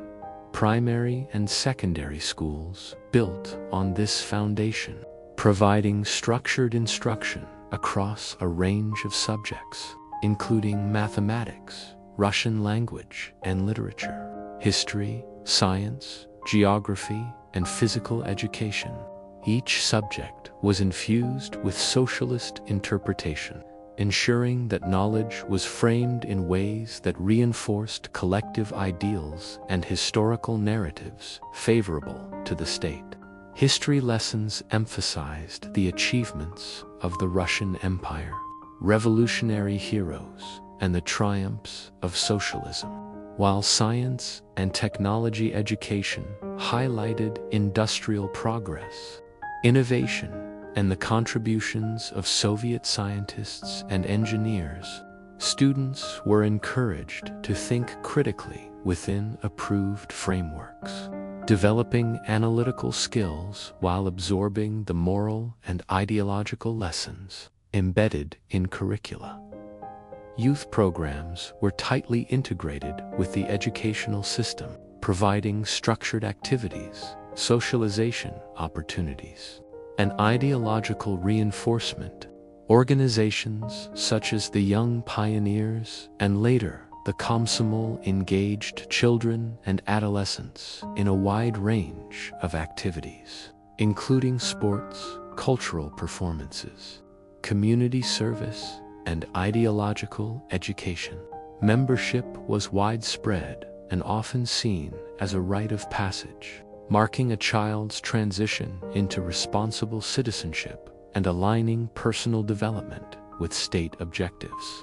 Uniforms, badges, rituals, and pledges were central to these programs, creating a sense of belonging, pride, and identity, while also reinforcing discipline and collective loyalty.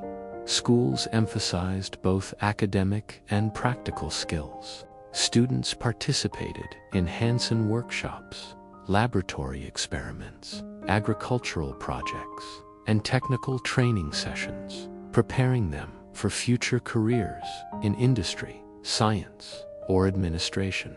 Vocational education was closely linked to labor needs, ensuring that graduates could contribute effectively to the economy while also internalizing the value of work as a civic and moral duty. Female students were encouraged to pursue both intellectual and practical skills, participating in workshops, domestic science classes, and technical programs designed to prepare them for participation in the workforce, family life, and community responsibilities. Extracurricular activities provided opportunities for personal development, creative expression, and social engagement. Music, art, theater, and sports were integrated into school life, with competitions, recitals, and performances reinforcing achievement, teamwork, and collective pride.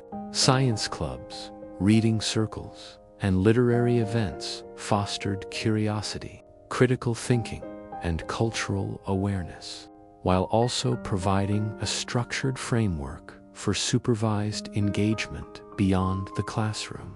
These activities contributed to the development of well-rounded citizens, capable of both intellectual contribution and social participation, while maintaining alignment with ideological expectations. Discipline and routine were central to education, shaping daily life for students and their families. School schedules were strict, with classes beginning early in the morning and structured breaks for meals and recreation. Homework, attendance, and participation in youth programs were closely monitored, with teachers, parents, and local authorities collaborating to ensure compliance and academic progress. Citizens adapted family routines around school schedules, coordinating childcare, household responsibilities, and community involvement to support children's education. School uniforms, daily rituals, and public ceremonies created a sense of order, identity, and collective purpose, reinforcing the connection between individual behavior and societal expectations. The Soviet educational system also emphasized ideological literacy, ensuring that citizens developed an understanding of political, social, and historical narratives as defined by the state. Textbooks, classroom instruction, and youth programs presented a cohesive worldview in which socialism was the ultimate expression of moral, social, and economic progress. Students learned about revolutionary heroes, exemplary workers, and scientific achievements, internalizing lessons of responsibility, discipline, and patriotism. Field trips, museum visits, and community projects reinforced classroom learning, providing practical and experiential engagement with state-approved knowledge and values. Education extended into higher schooling and specialized institutions, where students pursued advanced studies in science, engineering, medicine, literature, and the arts. Universities and technical institutes provided rigorous academic training, often accompanied by mandatory ideological instruction and participation in youth or labor programs. Graduates were expected to contribute professionally, socially, and ideologically, integrating their personal achievements with collective goals and national development. Scholarships, awards, and public recognition incentivized excellence, while reinforcing the connection between individual effort and state objectives. In essence, education, schools, and youth programs in the Soviet Union were deeply intertwined with the broader goals of socialization, labor preparation, and ideological formation. Daily life for students was structured around academic study, practical training, and participation in youth organizations, creating a rhythm that combined intellectual development, socialization, and moral instruction. Citizens navigated educational routines, extracurricular activities, and family responsibilities with discipline, creativity, and adaptability, ensuring that the system fulfilled its dual purpose of skill development and ideological reinforcement. Through these programs, the Soviet Union cultivated a generation of citizens who were educated, socially engaged, and committed to collective ideals, balancing personal growth with the responsibilities of participation in socialist society. Higher education in the Soviet Union represented both an opportunity for intellectual advancement and a critical instrument of state development, designed to produce skilled professionals who could contribute to industrial, scientific, and administrative goals. Universities, technical institutes, and specialized schools provided rigorous academic training across disciplines, including engineering, medicine, natural sciences, literature, and the arts. Students were admitted through competitive processes, often based on academic achievement, ideological reliability, and participation in youth programs. Entry into higher education was highly prized, as it not only conferred personal prestige, but also provided access to career opportunities, social mobility, and participation in shaping the nation's future. Technical schools, vocational institutes, and specialized programs were particularly important for meeting the state's industrial and economic objectives. These institutions combined theoretical instruction with practical training, equipping students with skills in areas such as machinery operation, construction, metallurgy, electronics, and chemical production. Workshops, laboratories, and apprenticeships allowed students to gain hands-on experience under the supervision of experienced instructors, ensuring that graduates could immediately contribute to factories, construction projects, or research institutions. The curriculum emphasized precision, efficiency, and problem-solving, reflecting the state's goal of producing highly competent professionals, capable of advancing industrial productivity and technological innovation. Higher education also served as a mechanism for ideological education and socialization.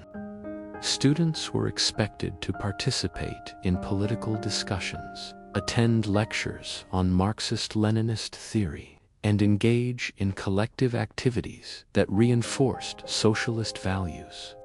University life was closely regulated, with committees monitoring student behavior, academic progress, and participation in social programs.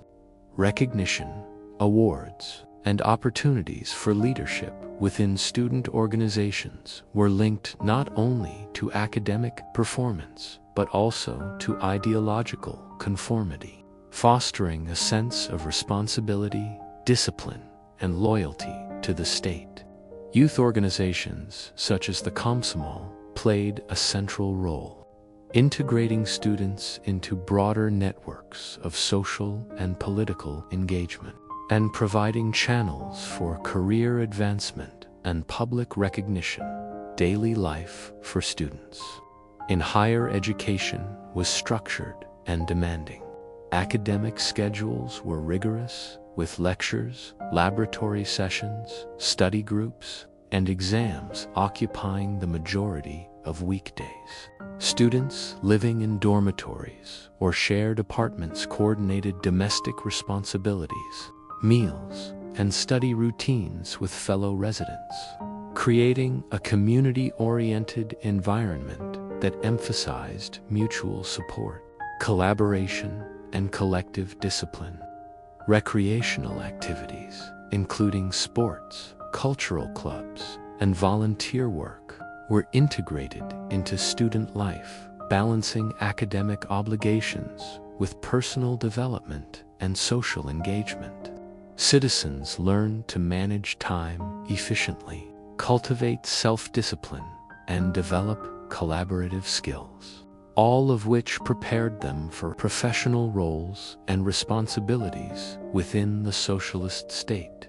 Vocational and technical training also included exposure to real-world work environments, with students completing internships, cooperative placements, and practical projects in factories, laboratories, and research institutions. These experiences reinforced theoretical learning, provided insight into workplace expectations, and strengthened the connection between education and career preparation. Students were encouraged to approach tasks with both technical competence and ideological awareness, understanding their roles not only as skilled workers but also as contributors to the broader goals of industrial and social development. Career preparation extended beyond technical proficiency to include the cultivation of leadership, initiative, and civic responsibility. Graduates were expected to assume roles in administration, research, industry, and cultural institutions, contributing to national development while embodying the values of collective effort, discipline, and social commitment. Merit, demonstrated skill, and participation in youth and ideological programs influenced career trajectories, creating pathways for individuals to advance professionally while serving the state's objectives. Students were also encouraged to participate in public recognition programs, competitions, and scientific exhibitions, showcasing their achievements and reinforcing the link between personal accomplishment and collective pride. The integration of higher education with state planning created both opportunities and challenges. While universities and technical schools provided access to knowledge, training, and social advancement, they also required students to navigate ideological expectations, resource limitations, and competitive environments. Citizens adapted by developing study strategies, forming collaborative networks, and participating actively in both academic and social programs.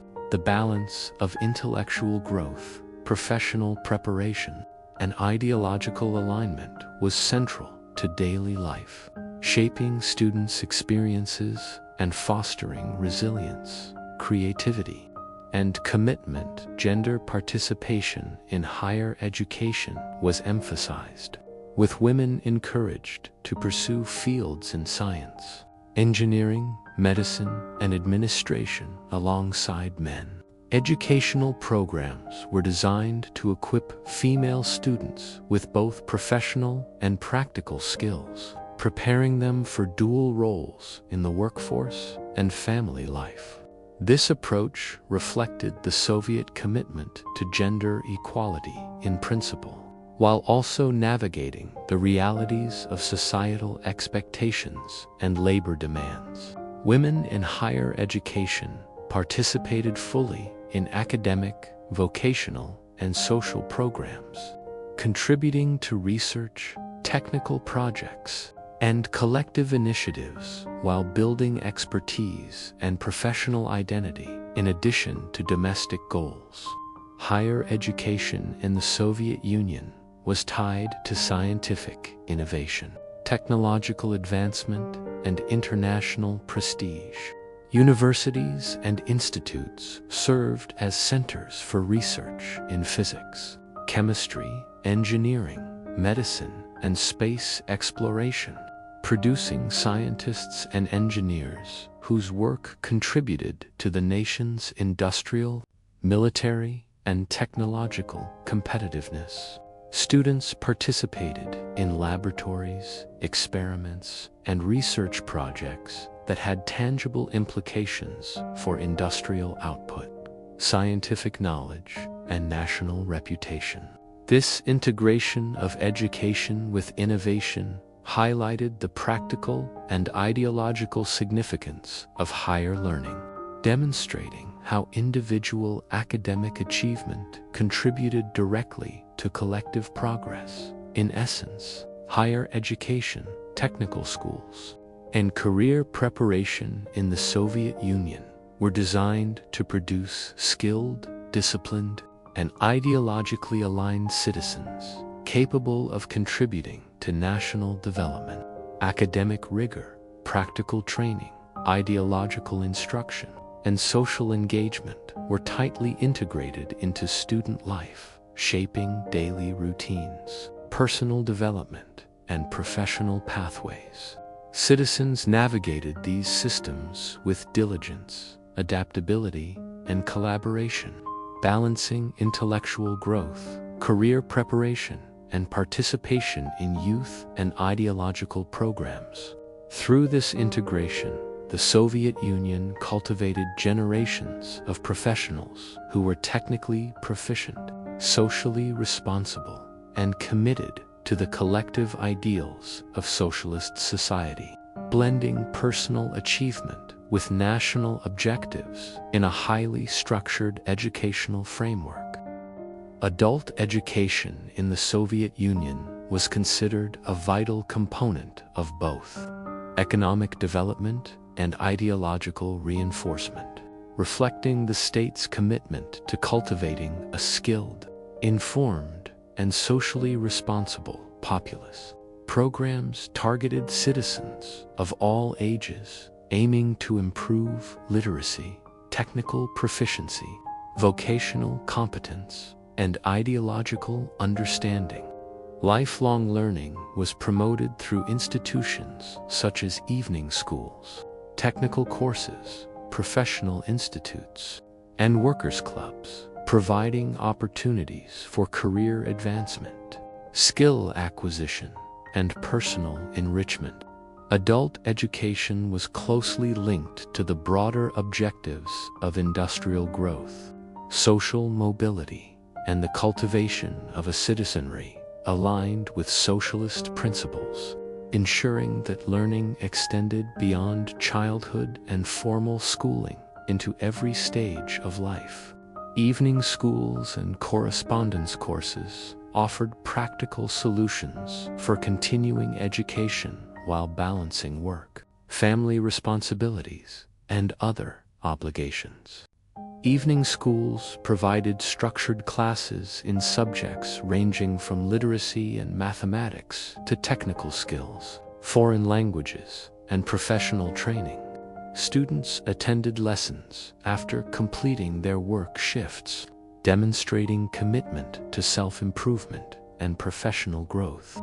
Correspondence courses allowed individuals in remote regions, rural areas, or demanding jobs to pursue education at their own pace, submitting assignments by mail and receiving guidance from instructors.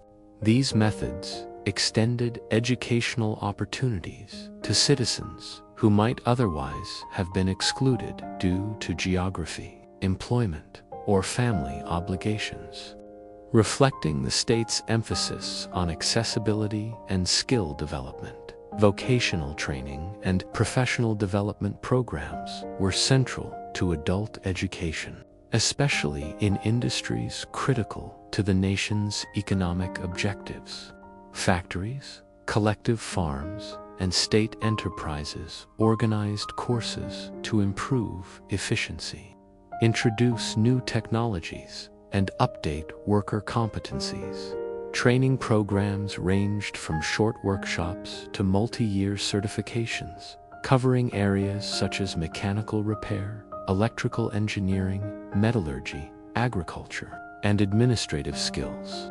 Participants acquired both practical knowledge and an understanding of best practices, enhancing their value to the workforce while reinforcing the ideology of collective responsibility and continuous improvement. Supervisors and instructors emphasized both technical skill and adherence to workplace standards, linking personal development to productivity, efficiency, and loyalty to the state. Adult education was not limited to technical instruction.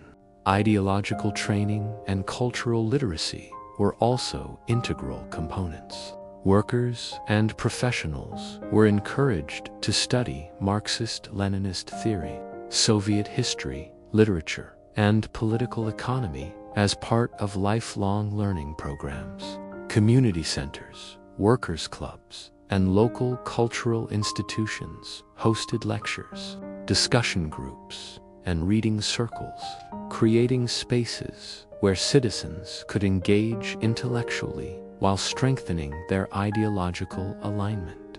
These programs fostered critical thinking within prescribed frameworks, promoted civic participation, and reinforced collective values, ensuring that adult education served both practical and political purposes.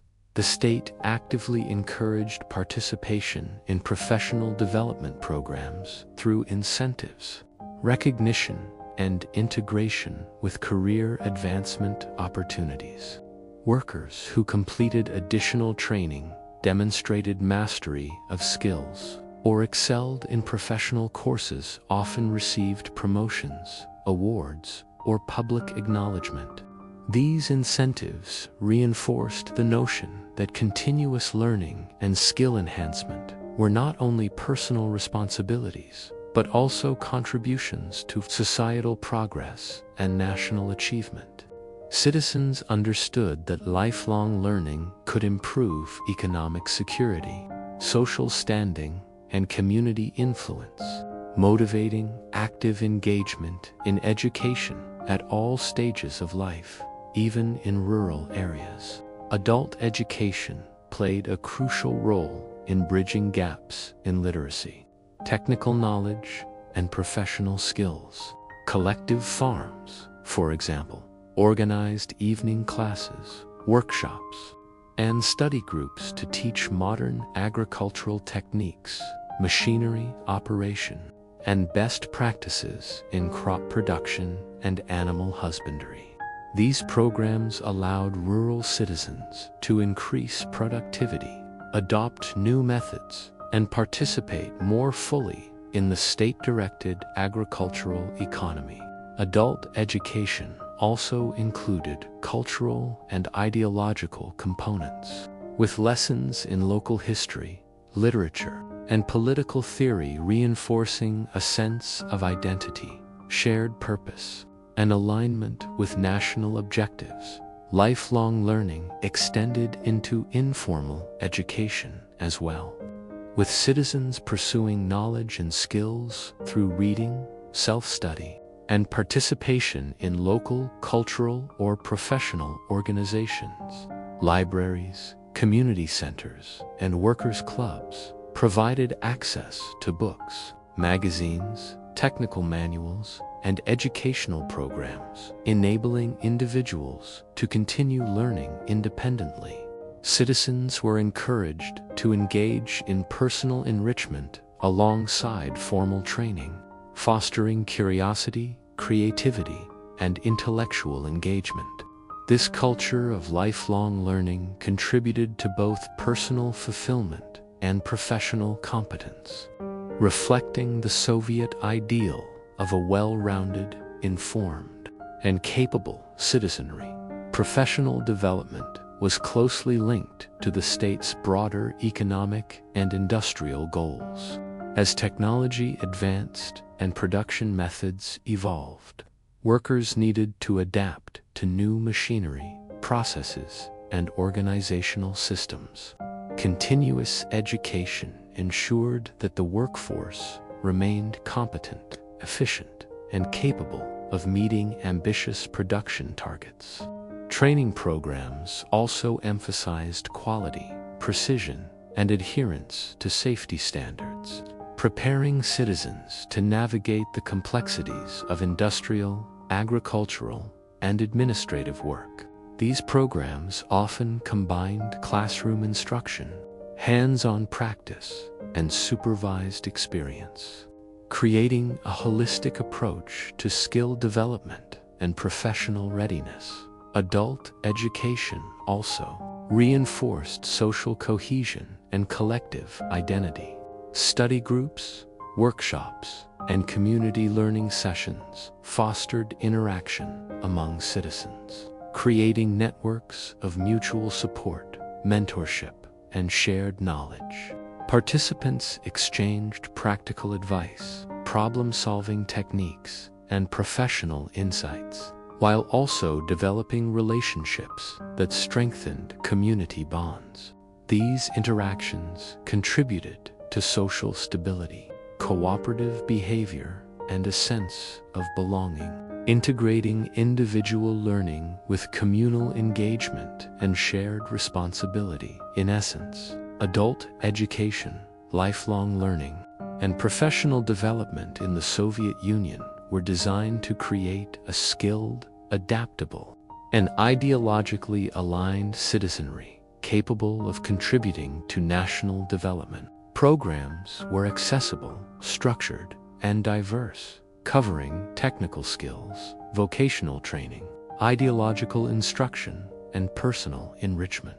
Citizens navigated these opportunities alongside work and family responsibilities, demonstrating resilience, commitment, and creativity in balancing multiple aspects of daily life.